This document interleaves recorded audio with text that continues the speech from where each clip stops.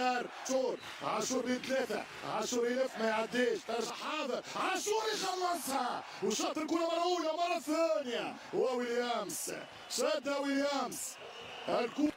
لقب الكاف لن يفلت من بركان ولا محاولة من جرادي شراوت. لقب الكاف سيكون نهضة بركان بقيادة المتألق معين الشعباني. كرة خطيرة الأخيرة، خطيرة هذه الكرة، خطيرة من هولاندي، هولاندي يلعب كرة صعبة برشا فيها تسلل. تقريب كل مجانب فرق الصفوة كلهم يقودكم معاكم في هذه السهرة الآسيوية هنا لكل الخصوم.